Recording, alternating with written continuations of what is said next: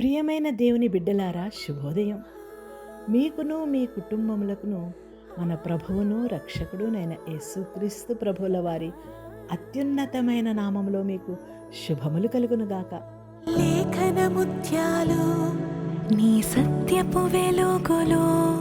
ప్రియులారా, నిన్నటి దినములో సృష్టికర్త అయిన యేసు ప్రభువులు బోధించిన ఉపమానముల యొక్క లోతైన జ్ఞానమును గూర్చి కొంతవరకు తెలుసుకొని ఉన్నాము.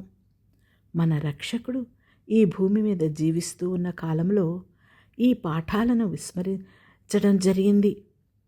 సృష్టిలో సృష్టికర్త అయిన దేవునిని గుర్తించడం మనుష్యులు దాదాపు మర్చిపోయారు. మానవ కోటి పాప ప్రవృత్తి అందమైన సృష్టి ముఖానికి మసిపూసింది.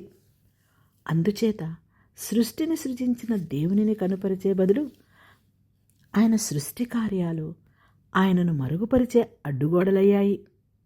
మనుష్యులు సృష్టికర్తకు ప్రతిగా సృష్టమును పూజించి సేవిస్తున్నారు. ఈ రీతిగా అన్య ప్రజలు తమ వాదముల యందు వ్యర్థులేరి అని పరిశుద్ధుడైన పౌలు రోమీలకు వ్రాసిన పత్రిక మొదటి అధ్యాయము 25-21 వచనములలో ఈ విధంగా వర్ణిస్తున్నాడు. గృహములలో రోమీలకు రాసిన పత్రిక మొదటి అధ్యాయం అంతయు ధ్యానించుదాము. ఇశ్రాయేలు ప్రజలలో కూడా ఇదే జరిగింది. మనుష్యులు మానవ సిద్ధాంతములను దేవుని సిద్ధాంత స్థానంలో ఉంచి గౌరవించారు. అది కొనసాగిస్తూనే ఉన్నారు. ప్రియ విశ్వాసులారా, ప్రకృతి విషయంలోనే కాదు, బలి అర్పణ వ్యవస్థ, దివ్య దేవునిని వెల్లడించడానికి ఇవ్వబడిన లేఖనాలు సహితం వక్రీకరణకు గురి అయి మహిమాన్వితులైన దేవునిని మరుగుపరచడానికి సాధనాలయ్యాయి. సత్యాన్ని అడ్డుకునే ప్రతి ప్రతిబంధకాన్ని తొలగించడానికి రక్షకుడు ప్రయత్నించారు.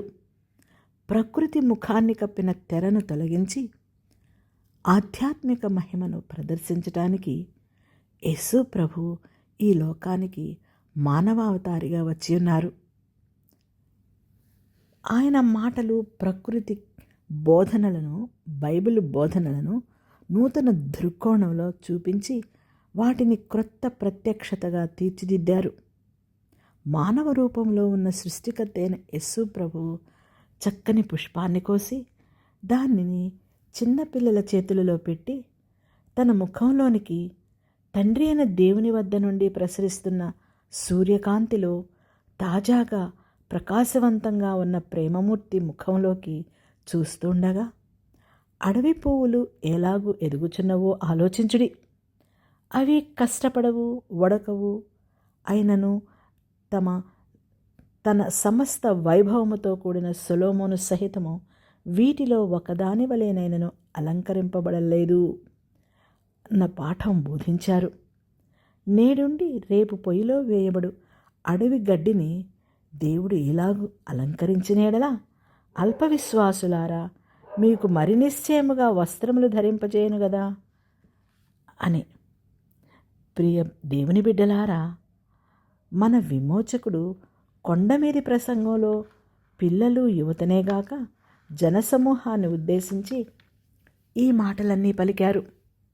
ఆ జనసమూహాలలో విచారాలు, ఆందోళనలు, ఆశాభంగాలు, దుఃఖములు ఉన్న స్త్రీలు, పురుషులు కూడా ఉన్నారు. ప్రసంగాన్ని కొనసాగిస్తూ యేసు ఇలా అన్నారు: కాబట్టి ఏమి తిందుమో, ఏమి త్రాగుదుమో, ఏమి ధరించుకొందుమో అని చింతించకుడి. అన్యజనులు వీటన్నిటి విషయమై విచారింతురు. ఇవన్నీ మీకు కావలనని మీ పరలోకపు తండ్రికి తెలియను అని. అప్పుడు ఆయన ప్రేమ కనికరములతో నిండి ఉన్న చేతులు చాపి చుట్టూ ఉన్న జనసమూహములతో, కాబట్టి మీరు ఆయన రాజ్యమును, నీతిని మొదట వెదకుడి, అప్పుడు అవన్నీ మీకు అనుగ్రహింపబడును అని తెలియచేశారు. ఈ విషయములను మనము మత్తయి సువార్త 6వ అధ్యాయము 28-33 వచనములలో చూడగలము. ప్రియ సహోదర సహోదరీలారా, పొలంలోని పువ్వులకు, గడ్డికి స్వయాన తానే ఇచ్చిన వర్తమానాన్ని ప్రతి పువ్వులోనూ ప్రతి గడ్డిపోచలోనూ మనము చదువుకోవాలని, గ్రహించాలని ఆయన ఆశిస్తున్నారు. ఆయన మాటలు నిశ్చయితతో కూడిన మాటలు. విశ్వ పరిపాలకులైన దేవునిపై దృఢ నమ్మకాన్ని పుట్టించే మాటలివి. సత్యం విషయంలో సర్వశక్తిని దృక్పథం ఎంత విశాలమైనది, ఆయన బోధన ఎంత విస్తృతి గలది అంటే దానిని ఉదహరించేందుకు సృష్టికర్త అయిన యేసు ప్రభువు ప్రకృతిలోని ప్రతి భాగాన్ని వినియోగించుకున్నారు. మానవాళి దృష్టి అనుదినం ఏ దృశ్యాలపై నిలుస్తుంటుందో వాటినన్నిటికీ సత్యంతో సంబంధం ఉంది. వాటన్నిటికీ సత్యంతో సంబంధం ఉంది. అందుకే ప్రకృతి ప్రభువులకు ప్రభువు యొక్క ఉపమానాలతో నిండి ఉంది.